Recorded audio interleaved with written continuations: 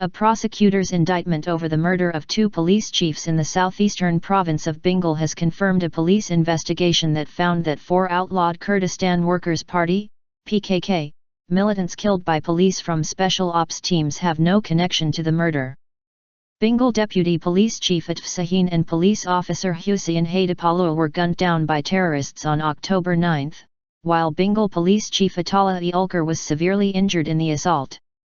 Shortly after the attack, Interior Minister Efkan Ala announced that 4 of the alleged assailants were killed in clashes after the assault. However, the unresolved aspects of the incident became more obvious when the PKK argued that the 4 individuals who were killed by the police from a special ops unit were not members of the terrorist group, prompting questions about the attack and its perpetrators. Ala had said that the 4 terrorists who attacked the police forces were killed while trying to escape to Diyarbakır province. One of the terrorists, identified as Hüseyin Hatipoğlu, was a civil servant at the Bingöl Provincial Directorate of Education. The 4 terrorists were reported to have taken part in clashes with the Free Cause Party, Hüdapar, a pro-Kurdish/radical Islamist party ideologically aligned with the Islamic State in Iraq and the Levant, ISIL. Hüseyin and Ali Kılıçdaroğlu had been arrested and linked to the assault. However, the police investigation of the incident has concluded that the 4 PKK militants who were killed were not responsible for the assault on the police chiefs and had no concrete connection to the incident. An indictment prepared by Bingöl Chief Public Prosecutor Mehmet Demirel found that the assault was not staged by the 4 terrorists who were killed. An assault on the police team on the Bingöl-Cenk highway was staged using a white vehicle with license plate number 12 AR 900. Terrorists Ali Bozan, Emre Ekinci, Ramazan Ozmaskan and Ömer Toplan were killed in a clash with the terrorists after the assault. Hüseyin Hatipoğlu, the driver of the car, fled the area with injuries.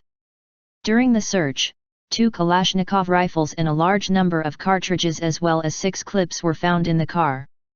The indictment also noted that no link has been found between the incident and the 4 terrorists who were killed shortly after the attack on the police chiefs.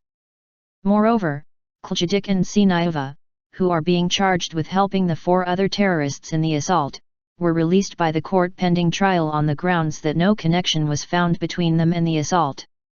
However, the prosecutor demanded 12 years in prison for each, accusing them of being members of the outlawed PKK. The first hearing of the trial of the 2 men will take place on March 12.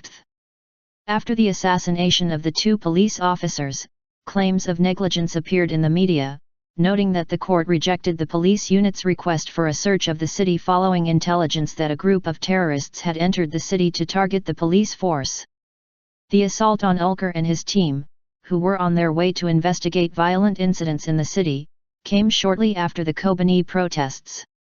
According to reports that appeared in several media outlets, the Bingöl Police Department's counter-terrorism unit reportedly asked the Penal Court of Peace in Bingöl for permission to search for terrorists who were thought to have entered the city.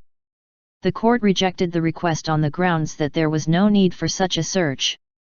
The Bingöl Police Department then reportedly failed to track the terrorists, who entered the city despite warnings in intelligence reports. The Penal Courts of Peace were established in July after the Justice and Development Party, AK Party, approved a law that put penal judges of peace, popularly known as super judges, in charge of these courts. The role of these judges has been criticized due to the broad authority they have over investigations and other courts' rulings. After these courts were established, more than 100 police officers were detained in a pre-dawn operation on charges of illegal wiretapping, espionage and plotting against the government. 18 people reportedly linked with the October 6 to 7 Kobani protests, which were a reaction to the government's inaction during the siege of Syria's Kurdish town of Kobani by al-Qaeda offshoot the Islamic State in Iraq and the Levant, ISIL, were detained in simultaneous operations carried out by the Batman Police Department on Thursday. The 18 detainees were referred to court after they were interrogated by the prosecutor in relation to the violent protests, in which state and private properties were looted and damaged. After the protests, in which nearly 50 people were killed, many people across the country were detained or arrested.